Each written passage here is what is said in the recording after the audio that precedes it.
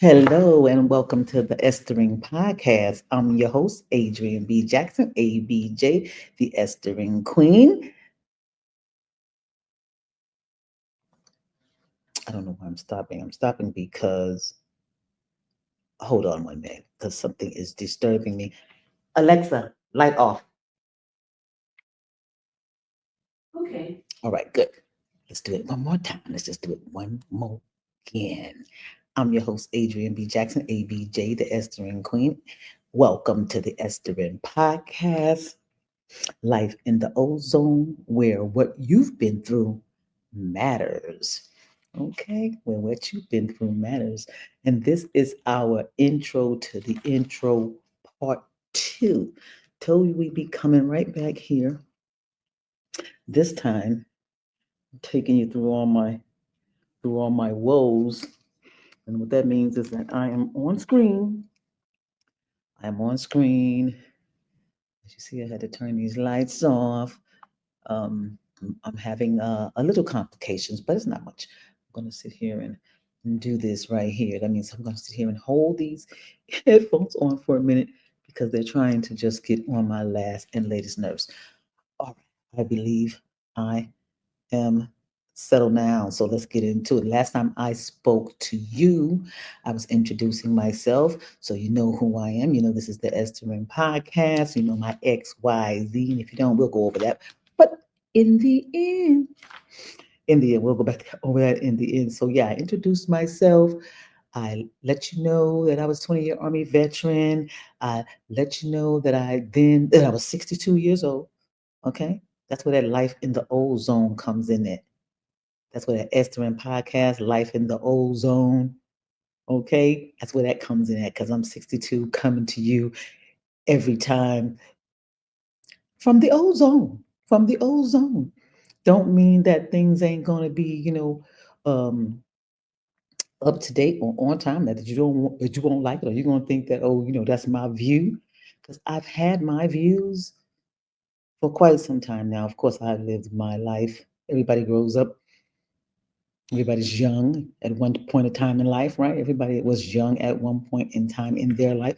And so, what you're going to get from me is what you're getting from a 62-year-old person's point of view. But it's not like I'm someone who doesn't understand or have compassion or cannot see anyone else's view because I said it's the Esteban Podcast, Life in the Ozone, where what you've been through matters. So I have respect for what you've been through, and I want you to do the same for me. Have respect for what I've been through because I've been through some stuff. I've been through some stuff.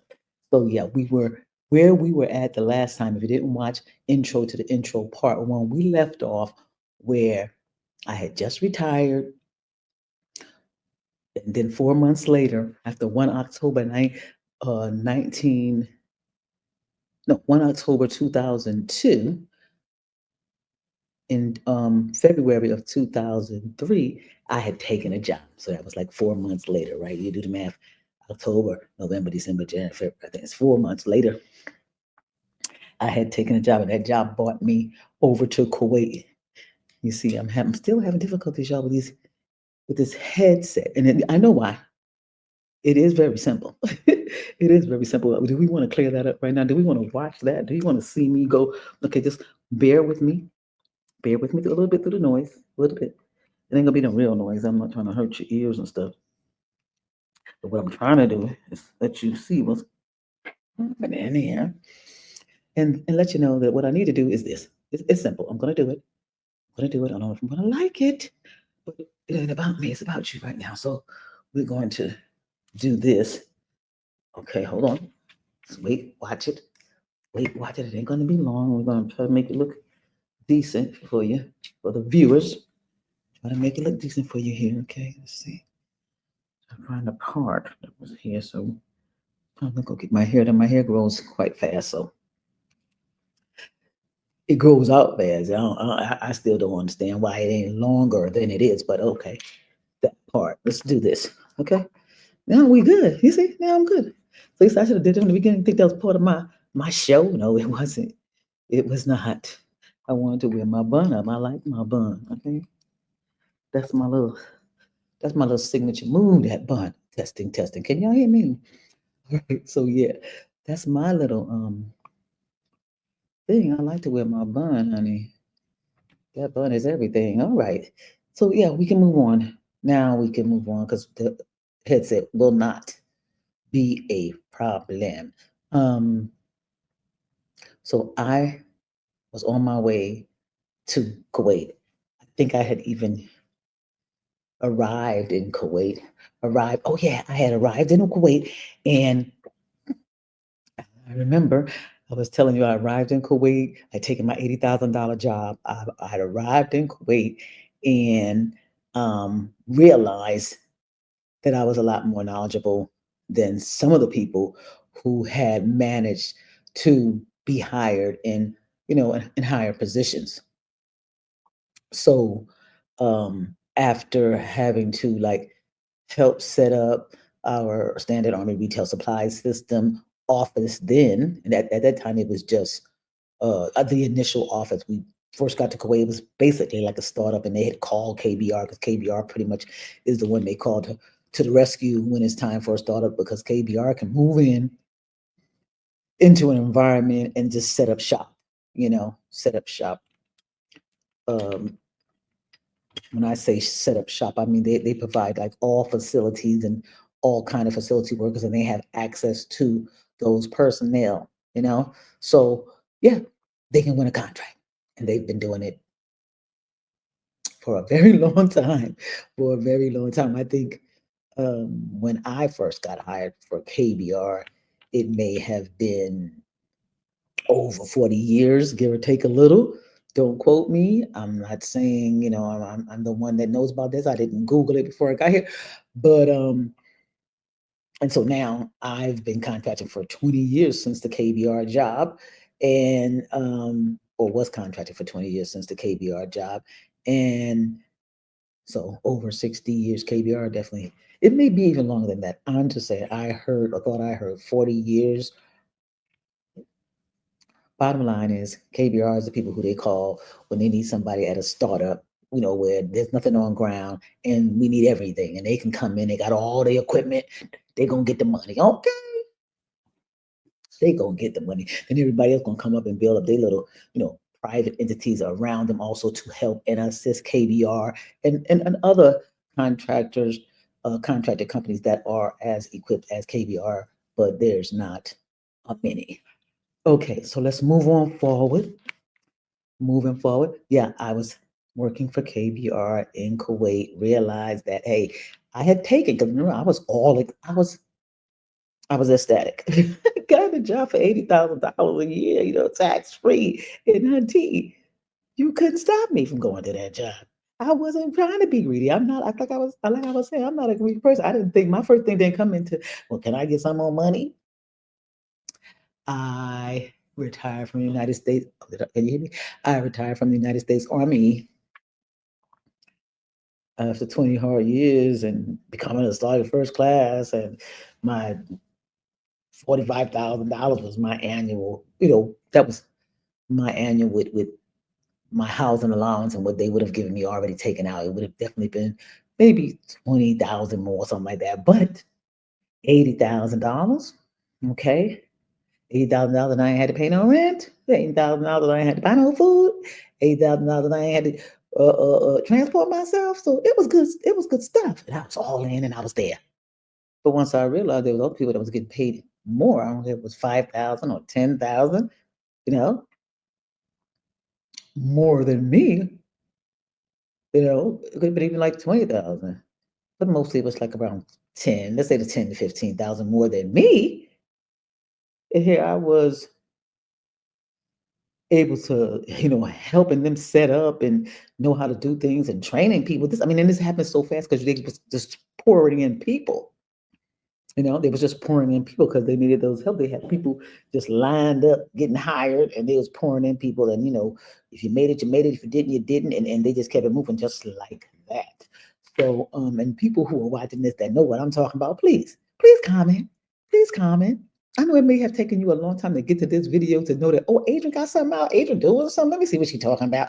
Getting here, please comment below. Let the folks know that I do know what I'm talking about, or I am talking about something that is definitely a correct. I'm making correct statements here. All right. So, yeah, about 6 months, you know. I don't even know if it was 6 months. I did let them know quick, fast, and in a hurry. Let me tell you something, because we did what we had to do, and then we also had to deal with a little bit of war because that was when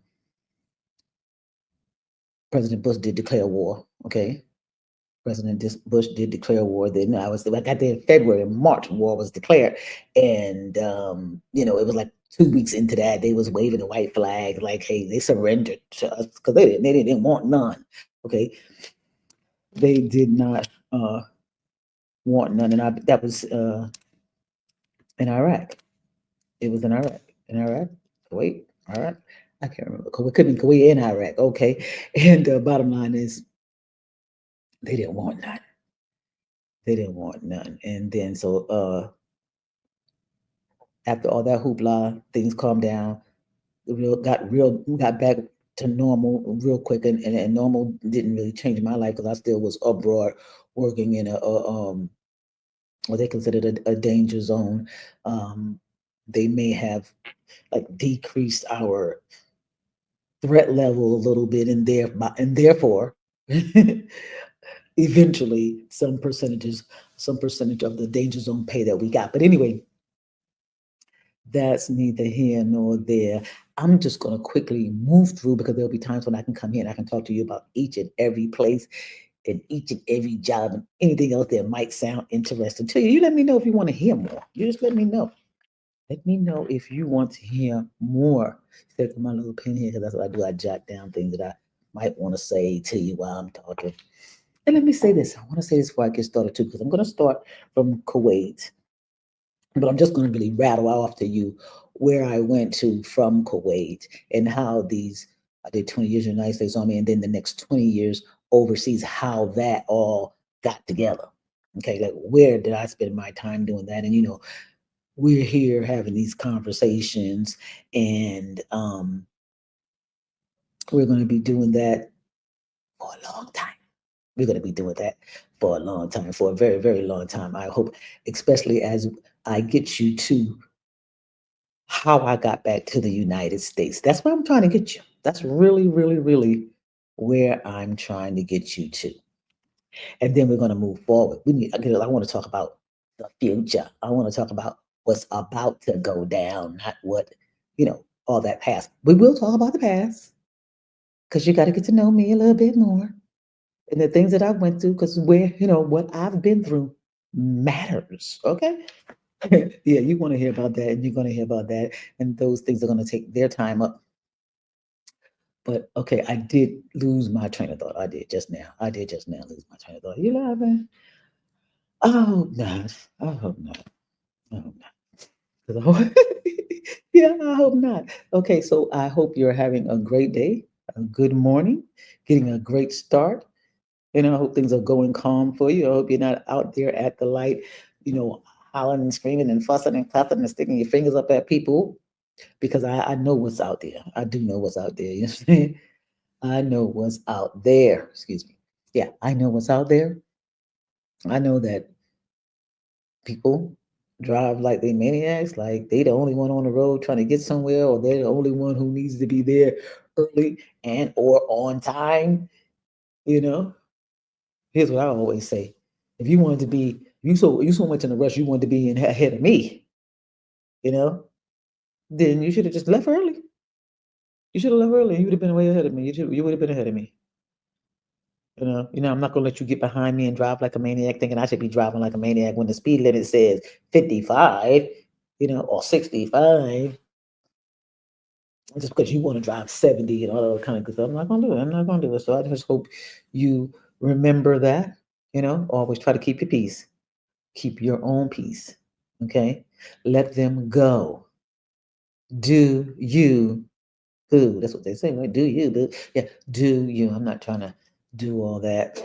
But I was trying to wait till my train of thought that I something that I wanted to say. That's why I was like, well, let me before I go into telling you where I went from Kuwait, I wanted to say something else, but I think I've lost that. It will come back. Trust me, you're not gonna miss it. You're not gonna miss it. So we're gonna move on. Oh yeah, we are going to move on. We are going to move on. From Kuwait. Like I say, Kuwait. And if you know, you know. It's like New York. That's Kuwait. That's why I like it. That's why I like it. And let me say before I move on from Kuwait, where I've always liked jewelry. I've always liked jewelry. And if you see my intro, if you see my intro, you should have seen some pictures fly through there that shows you me in my younger days with, jewelry on. And I've always liked jewelry. I've never kind of did the costume jewelry thing. It's always been gold, real gold. Now, needless to say, let's say this. It's always been real gold, or real white gold or silver. I do like silver. I did like silver, and I still do. And what they call ice, what they call it? Hot gold or ice hot or some icy hot when it's the silver with the diamonds, with real diamonds. So bottom line is what I want to say about Kuwait is, well, first I want to say, in the United States, I had 14 karat gold. I was rocking 14 karat gold. That's what we do. That's good enough for us in the USA. Right? Especially when we was not exposed to too much better. Like we knew 18 karat gold, but you know, especially I was young too. With my 14 karat gold, I had an armful of that, and I was still happy with it. Happy in the army, I was in Hawaii. I bought my daughter some Hawaiian jewelry. I had some Hawaiian jewelry. Yeah, I did. I'm trying to think like, did I bought my aunt Idell. I bought her some Hawaiian jewelry. Anyway, I've always liked jewelry, and I've always liked the real thing. So, um, I saved my money. Those are the things that I saved my money for. And when I could finally afford to get it, I would buy myself something. I would. I would. That's where I spent my money. I did. Um, but when I got to Kuwait, and Kuwait is no Dubai. It's no Dubai. But I had access to, they still had like a little, it wasn't what they call, it was not a gold souk area, but it was a shopping area, Faha Hill area, right? The Faha Hill area in the part of Kuwait that I was in. The Faha Hill area had all the jewelry stores, and I just, I'm the kind of person who can, when they say when you just go and you just looking in the windows and you just looking, you're not necessarily even buying. I just need to see it. I just, you know, look in the windows, go inside, how much is this, how much is that, all that. And then in Kuwait, you can do like down payments on what you want. You can get what you want made and take forever, however long it's going to take you to get it out. Okay. It ain't no this, that, and the third. You know what I mean? Ain't nobody trying to take the money out your check. You give me a couple $100 or $100, however much you want to give, and you just keep coming back here paying on it. And when you get to a certain point, they make it, and then you just keep paying on until you get that. You won't get it out till you pay for it, of course. But depends on who you know. And then way back then, in 2003, 4, 5, 6, you might be able to wear it. You might have been able to wear it. That's how great they were. Right now, right now, I still have a jeweler out there that I depend on. Um, a couple of them in Kuwait. So shout out to Ali, and you know who you are. Call him my little boy because I knew him when he was 19 years old. Okay, before he even married his wife and had 4 kids. Yes, so yeah, Ali, you my boy still, right? Big Easy, we call Ali Big Easy. That's Big Easy in Kuwait, High Hill. Shouting out to you. Matter of fact, I will be coming to you soon because I do need some. But anyway, in Kuwait is where the turn happened from 14 karat gold to 18 karat, no less. That's where I'm at now in my life, you know. Um, and definitely the appreciation for the knowing why you want the 18 karat gold, you know, opposed to the 14 karat gold. You want something that, you get hungry, you're gonna get some money because you take it off its 18 karat gold, throw it on the throw it on the scale, and they're gonna give you some money for what, 18 and up, you're gonna get paid. Okay. You're gonna get paid because gold is always going up. I remember years and years ago, because I do watch people talk about gold and gold market.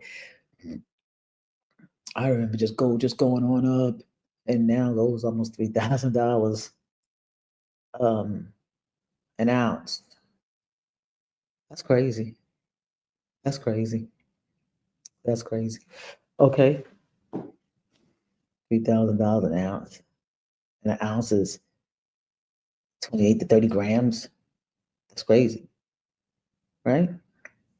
So hopefully I didn't get that wrong with the grams and the ounces. I don't think I did. So anyway, let's move on. I just want to talk about Kuwait. I want to talk about, yeah, because I just got my love for jewelry just became like deeper, and then it was like, I remember I could have got pearls. I didn't get them. South Sea pearls. I didn't get them. Should have got them then. Ah, the things we don't know to take advantage of. The things we do not really know to take advantage of, when you can, because things are going to always go up. You just got to be able to see the value in things and know that these things are valuable. Like gold right now, if you go to buy something, buy gold, and hold on to it. Hold on to it. And it's going to always boom, boom, boom. Bet you I'm going to know what to do when my coins is flowing like I want them to flow. I should say again. Okay. But better. I'm gonna say flowing like I want it to flow, because I was still just, even when I went to Kuwait these last 20 years and people thought I was making great, great money, it still was, I was working. Okay. I was then acquiring whatever, taking care of my family, all that kind of good stuff. Now is a time when make these coins and I'm good, and I can create a great legacy, some generational wealth with this right here. Okay, so that's why I'm here. That's why I'm here. So if you in your 60s and you're already there, good for you.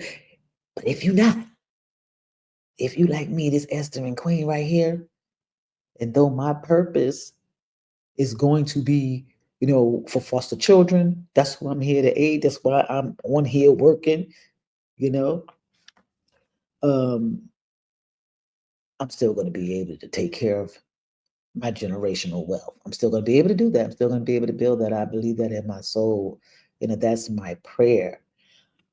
Okay. So I'm going through this with you. I was in Kuwait. I was in Kuwait. Oh, this is what I want to say. This is what I see. I told you it was going to come back. I told you it was going to come back. Just when I was ready to move forward. So I wanted to say why you see me here, and I'm saying, hey, this is the Esthering podcast, because I got my little studio, because this is the Esthering podcast. You are on the Esthering podcast. I am Adrian B. Jackson, ABJ, the Esthering Queen. Okay. And then on the Esthering podcast, it's the ozone, where what you've been through matters. Okay. So what I want to say was, I'm thinking the reason why I'm right here and recording like this is my studio is because I'm seriously just thinking about just turning this whole pad, excuse me, turning this whole pad into my podcast studio. I really am. I got plans, and I'm going to share those future plans with you. And that's within the next 12 months. This time next year, it's going to be so on and popping up in here. I don't even know we're going to be in here. Okay. Up in here, I don't even know we're going to be in here, but I will tell you about those plans. I just got to take you through this first. We got to get through the ABJ intro to the intro part 2. And hopefully there won't be a part 3. But it might be. We're going to see. I think they will be. I think it's going to be. I'm looking at it now. I'm trying not to do more than 30 minutes with you. Okay? I want you to be able to finish hearing what I got to say by the time you get to where you're going or doing your little workout. however you plugged into me. But anyway, I know I'm not trying to take up all your time, okay? Because time is valuable, and I appreciate you. Appreciate you for being here. Don't forget to like, subscribe, share, all the things, and please comment, comment, comment.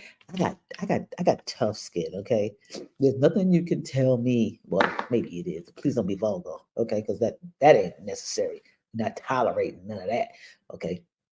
But I'm aware of all the things that could be wrong with me. I am aware of it. Okay. I am, and I am I, I'm working on it. I'm about to get it all fixed up for you. Okay. I'm about to get it all fixed up for you. I am. Because then you can tell me, oh, you looking nice. I see you, girl. Yeah, that's what I want to hear. I'm gonna get my team done, get these bags taken care of. And if you haven't noticed, this ain't on here for nothing. It ain't on because I want it on. Trust me. But anyway, we'll talk about that too. Okay, so let me hurry up. Let me hurry up before I run out of time. So yeah, I wanted to say that yeah, I got time. Considering what I am going to say, and I already addressed the issue that I'm about to turn this whole thing into a podcast. So I think to a podcast studio, my whole flat, my whole little. It's supposed to be a two-bedroom condo, but I'm already using one of the rooms as my podcast studio already. It's already the office. It's already the place that's in there. Okay, and we're gonna go in there. We're gonna go in there. We're gonna go in there. I'm gonna do an interview. I'm gonna interview a young lady. You're gonna see, and I'm gonna do that interview. I'm gonna be in that podcast studio over there, not right here. Okay. She interviewed me, and I was sitting right here. Okay. It's not that because it's so convenient. It's just that I need to get in there and do it. I'm setting up things in there. So that's why I'm not there. But yeah, that's what I'm thinking. That way I can just pimp it out a little bit more, give you some lights and you know, there's gonna be lights, camera and action in there, at least some action. There's gonna be lights in there too, but more the action, maybe just a sign. But out here, I think we could get a little bit more, cozy and like yeah, this the studio, and I think that I want like but people could come. I'm gonna figure it out. I'm gonna figure it out. I'm gonna hook it all up for you, and we gonna all share in that in the future. You heard me say it. Wait for it because it's coming. We got to speak it into existence. You got to say what you want, and that's how you get it. Okay, you have not because you ask not, and I'll keep looking because time's ticking. And so let's go through the Kuwait where I went from Kuwait from 2003 to 2008, and then I went to Afghanistan. They made me an offer I could not refuse. Okay, to Afghanistan. And I stayed in Afghanistan from 2008 or 9. Yeah, 2008 or 9. It might have been toward the end of 2008 that I left Kuwait. But so Afghanistan from 2009, let's just say 2009. I believe I was in Kuwait till 2008. Then in 2009, I left them. I believe I just left in January. So 2009. I'd have to check my resume. But anyway, um, Afghanistan from 2009 to 2018. So I stayed in Afghanistan for 9 years. I was in Kuwait for 5 years. Then I was in Afghanistan for 9 years. And then I did the rest of that time primarily in Iraq. In Iraq. Those are the three main areas, though I did travel and I did do a couple of 6 months, a little over 6 months in Egypt.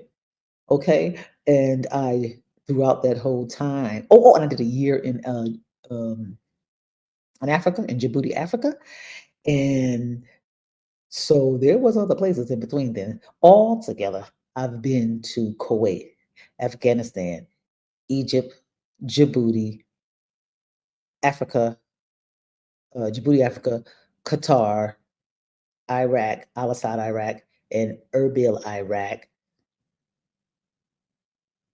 I think I've covered it all. Yeah, Bagram, Afghanistan, Mamal, Afghanistan. Ah, is that not enough for you? I did those, and I did 20. It took 20 years over a course of 20 years, a good 20 years. And so, ladies and gentlemen, okay, I want y'all to have a great day. You know, focus on your wonderful life that you're planning for yourself. Believe in your dreams, and they will come true. And remember, I'm here. I'm Adrian B. Jackson, ABJ, the Esthering Queen. Okay, and I'm here for foster children. Okay, my purpose is to improve the lives of foster children. So when you like, share, comment, you know, subscribe, that eventually will, you know, bring up my numbers, which will eventually get me a check, and I'm gonna do some good things with those checks. And you're gonna see, because that's what I'm living for. Okay, I'm living to do some good things for foster children with those checks. So I like to hear the stories of the foster children, who are now grown. I know there's a lot of celebrities who were foster children. And we're going to do some talking. We're going to do some talking. Right now, I'm just trying to get you to know me. Right now, I'm just trying to get you to know me, ABJ, the Esthering Queen. And remember that when you're estering, you're out there performing acts of greater good. When you're estering out here in these streets, okay, if you wearing this T-shirt, estering, what's that? That means I'm performing acts of greater good. That's my purpose, is to perform acts for greater good. My purpose is to perform acts for greater good. Okay, and I'm all about the foster care advocacy. So I gotta go, y'all. That's my time. Okay. That's my time. I've got to go. So until next time, be Esther.